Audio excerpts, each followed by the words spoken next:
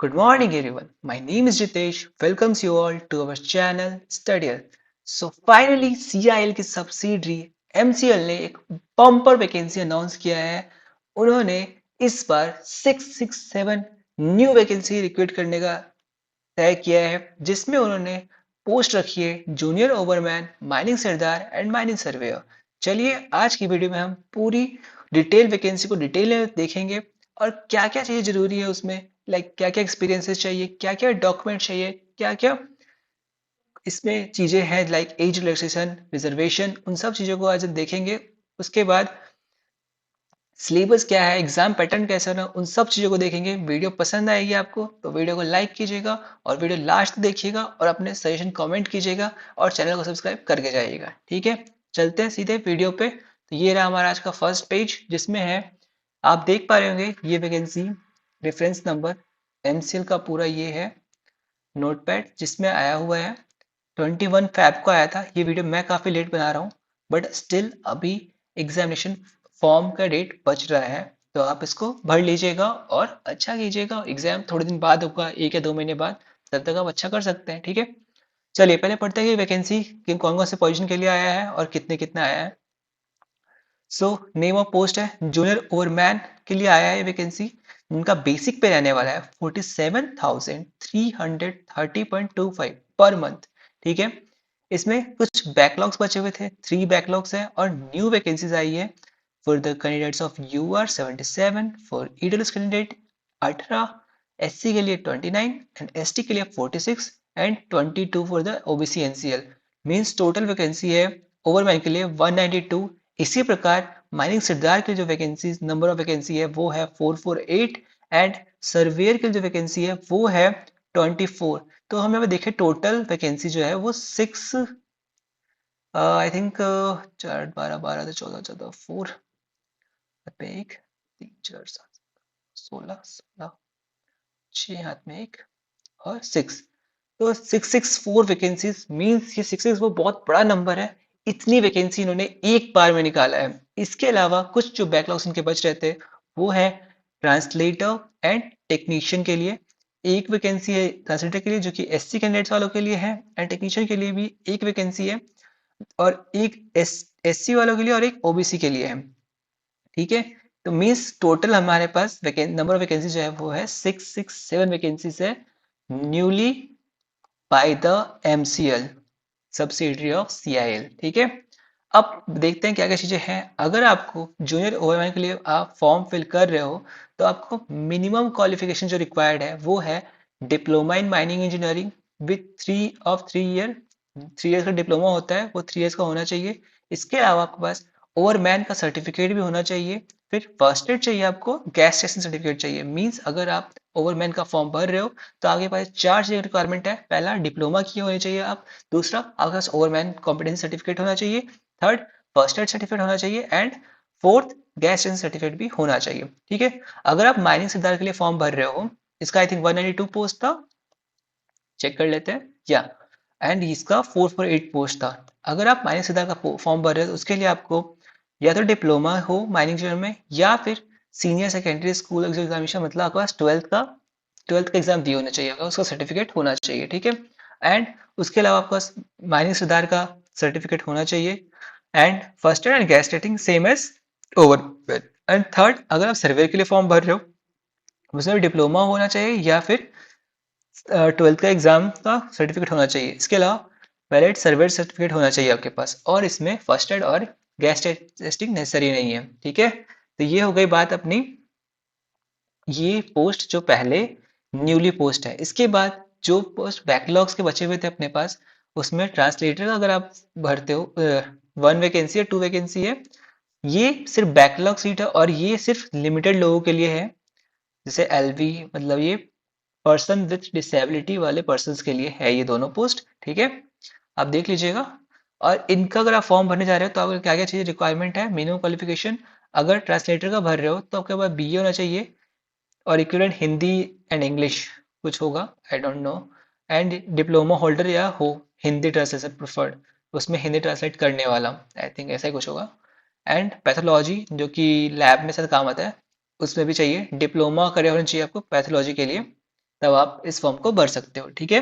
Yup. अब अब हम बात करते हैं कि एज लिमिट क्या होने वाली है इस वैकेंसी को, इस फॉर्म को भरने के लिए आपका।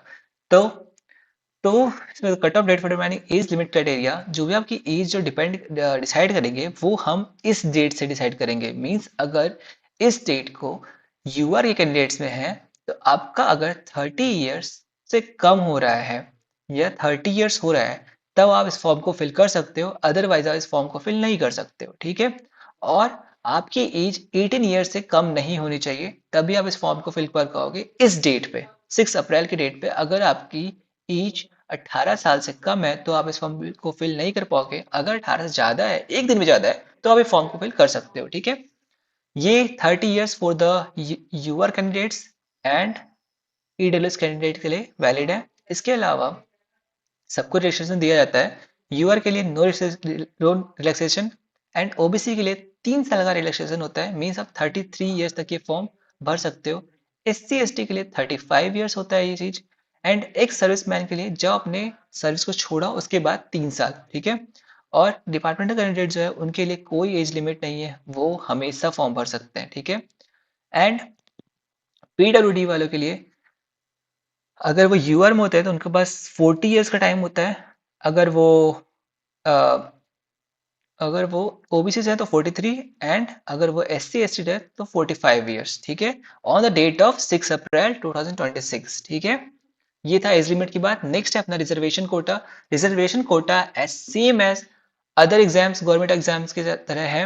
जैसा जो वैलिडिटी होती है कि ईडब्ल्यूएस को 10%, ओबीसी के लिए कुछ और एससी एसटी के लिए कुछ, जो भी होता है वो सेम एज यहाँ पे भी रहने वाला है। लेकिन यहाँ पे गौर करने की चीज ये चीज है कि यहाँ पे आपको जो भी, अगर आप ओबीसी एनसीएल का सर्टिफिकेट दे रहे हो या फिर ईडब्ल्यूएस सर्टिफिकेट दे रहे हो या एससी एसटी का सर्टिफिकेट दे रहे हो, तो वो होना चाहिए 6 अप्रैल तक वैलिड होना चाहिए। और इसके अलावा वो सेंट्रल गवर्नमेंट से इश्यूड होना चाहिए, वो स्टेट गवर्नमेंट्स का नहीं वैलिड करेंगे। आप अभी से ये चीज ध्यान रखिएगा फॉर्म भरते टाइम पे कि वो 6 अप्रैल 2026 तक वैलिड हो और सेंट्रल गवर्नमेंट से वैलिड हो। ठीक है। यहाँ पे ये चीज नोट करने के लिए इसको हमें ध्यान रखिएगा, कई लोगों का इसके चक्कर में बिगड़ता है। ठीक है। या अब सिलेक्शन प्रोसेस कैसे होने वाला है? सिलेक्शन प्रोसेस में आपका कंप्यूटर बेस्ड टेस्ट होने वाला है। एग्जाम जो होने वाला है कंप्यूटर बेस्ड टेस्ट होने वाला है। कोई पर्सनल इंटरव्यू, कोई कुछ नहीं होने वाला है इसके बाद। ठीक है। अब ये जो है एग्जाम कैसे होने वाला है, इसमें सिर्फ और सिर्फ ऑब्जेक्टिव टाइप क्वेश्चंस होने वाले हैं।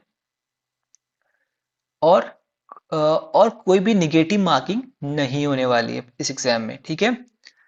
मीन्स ऑब्जेक्टिव टाइप क्वेश्चन है, आपको ए बी सी डी का ऑप्शन मिलेगा, आपको उसमें से एक टिक करना है और निगेटिव मार्किंग नहीं है तो आप कितने भी टिक कर सकते हो। और ये एग्जाम जो होने वाला है उसका पैटर्न रहने वाला है, उसमें 2 सेक्शन रहने वाले, section A and section B. Section A है उसमें 20 क्वेश्चन है, सारे 1 मार्क्स के क्वेश्चन है। सेक्शन बी है उसमें 80 क्वेश्चन है एंड उसमें भी 1 मार्क्स के क्वेश्चन है और टोटल 100 क्वेश्चन है 100 मार्क्स के। ठीक है। आप ही जाकर टिक कर सकते हो यहाँ पे, वो रिजल्ट भी महानदी कोलिन और इन पे चेक कर सकते हो। ठीक है। इसके अलावा इन्होंने एक चीज बोली है कि क्वालिफाइंग मार्क्स रखा है इन्होंने कि मिनिमम इतना आएगा तभी हम आपको लेंगे। Like for general and EWS candidates के लिए 45% मिनिमम है। कट ऑफ कितना जाएगा वो नहीं पता, लेकिन 45% ला पाओगे तब भी आप इसमें हो पाएगा। अगर नहीं, कट ऑफ कम भी जाता है, अगर 45 मार्क्स नहीं आए आपके तो आप सिलेक्शन नहीं ले पाओगे। इस तरीके से ओबीसी के लिए 40% एंड एसटी एससी के लिए 30%। ठीक है। या नेक्स्ट देखते हैं हम इसका रजिस्ट्रेशन कैसे करना है। आपको रजिस्ट्रेशन एमसी की वेबसाइट पर करना है। क्या क्या चीज़ चाहिए रजिस्ट्रेशन के टाइम पे, तो वो है आपका एक email ID, mobile number, education qualification में scan copy of 10th certificate, valid caste certificate, अगर एक सर्विसमैन है तो एक सर्विसमैन, पीडब्ल्यूडी है तो पीडब्ल्यूडी। एंड इसके अलावा अगर आप माइनसदार ओवरमैन या सर्वे जिसका भी फॉर्म भर रहे हो उसके लिए आपको mining sirdar competence certificate, overman competence certificate या सर्वेयर कॉम्पिटेंस सर्टिफिकेट होना चाहिए, वो आपको अपलोड करना है। अगर गैस टेस्टिंग और फास्ट एड आपका अगर कहीं होता है वैलिड तो वो भी होना चाहिए। Scan copy of recent photograph and signature. ये 6-7 चीजें जो आपको फॉर्म भरने टाइम पे चाहिए, और इनको पहले ही आप मेंटेन कर लीजिए जो भी फॉर्मेट दिया है उस फॉर्मेट में, ताकि आपको फॉर्म भरने के टाइम पे दिक्कत ना हो। ठीक है। या एप्लीकेशन फीस जो रहने वाली है 1000 रुपीज रहने वाली है general, EWS and OBC candidates के लिए। एंड इसके अलावा SC ST PWD female candidates employ of Coal India इनके लिए कुछ नहीं लगने वाला है, 0 रुपये लगने वाला है। ठीक है। अब क्या क्या डेट्स इंपॉर्टेंट है इसकी स्टार्ट डेट है 16 मार्च से भरना स्टार्ट हो गया था, जो कि बहुत बीत चुका है, बट स्टिल अपने पास टाइम है 6 अप्रैल 2026 के रात के 11:50 तक आप फॉर्म भर सकते हो और भर ही देना और प्रिपरेशन को अच्छे रखना, आपका सिलेक्शन डेफिनेटली हो जाएगा। ठीक है। और इसका जो सीबीटी होने वाला उसका डेट अनाउंस नहीं किया, तो मे बी 1 या 2 महीने का टाइम देंगे आपको, तो आपके पास टाइम है, पढ़ सकते हो। ठीक है। कोई टेंशन नहीं लेना, पढ़ना है आराम से चलोगे। ठीक है। क्या सिलेबस भी इन्होंने डाल दिया था अभी कुछ दिन पहले ही, शायद कल या परसों डाला था, तो मैंने आज ही वीडियो बना रहा हूँ।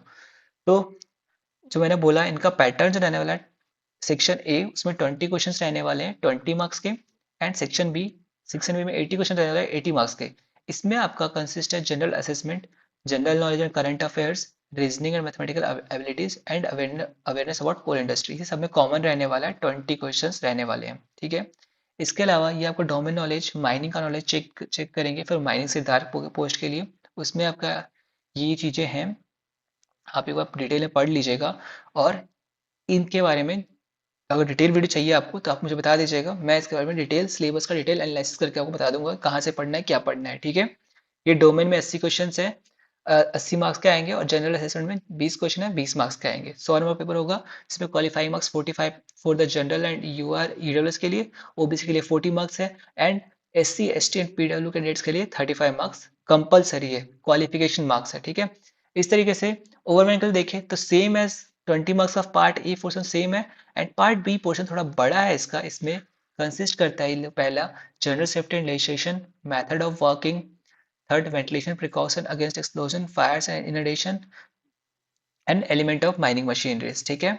ये माइनस ओवरमैन का सिलेबस था, ये भी सेम है, A and B, A 20 marks का, बी 80 मार्क्स का, आपको सिर्फ तैयारी करना है। ठीक है। एंड थर्ड सर्वे के लिए, सर्वे में आपको डोमेन नॉलेज चाहिए, लीनियर एंगुलर मेजरमेंट पूरा सर्वे का पार्ट है, पढ़िएगा हो जाएगा। ठीक है। इस तरीके से टेक्नीशियन पैथोलॉजी के लिए आपको पहला पोर्शन सेक्शन ए पोर्शन है सबका सेम है, सेक्शन बी अपना ना पर्सनल है। पैथोलॉजी के लिए कहीं ना कहीं बायोलॉजी में पार्ट्स, बायोलॉजी के पोर्शन में आता है, तो वहाँ पे anatomy, clinical pathology, pathological basis of disease, clinical biochemical, microbiology, haematology, blood bank management, anaemia, general medical knowledge, ये सब चीज़ें पढ़ना है। ठीक है। या एंड लास्ट ट्रांसलेटर के लिए, इंग्लिश टू हिंदी ट्रांसलेटर के लिए चाहिए, उसमें भी जनरल असेसमेंट सेम है, एंड डोमेन नॉलेज में आपको राजभाषा हिंदी आनी चाहिए, उसमें कुछ चीज़ें होती है, व्याकरण व्याकरण सब आना चाहिए, फिर इंग्लिश में भी पूरा आना चाहिए, और कंप्यूटर का नॉलेज भी होना चाहिए। ठीक है। तो ये था अपने लेटेस्ट वैकेंसी ऑफ एमसीएल के बारे में, कि इतनी वैकेंसी जो आई है इसमें क्या क्या कैसे कैसे टुकड़ा हो रखा है, एग्जाम्स कब होने वाले हैं, और पैटर्न क्या रहने वाला है, सब चीज़ मैंने बता दिया है इस वीडियो में। आई होप कि वीडियो पूरी बहुत अच्छी पसंद समझ में आई होगी। और ये 6 अप्रैल 2026 इसका लास्ट डेट है, मीन्स अगर ये वीडियो 30 मार्च को आती है तो आपका 7 दिन बचता है। आप अगर फॉर्म नहीं भरे हो तो भर दो और प्रिपरेशन स्टार्ट कर दो। ठीक है।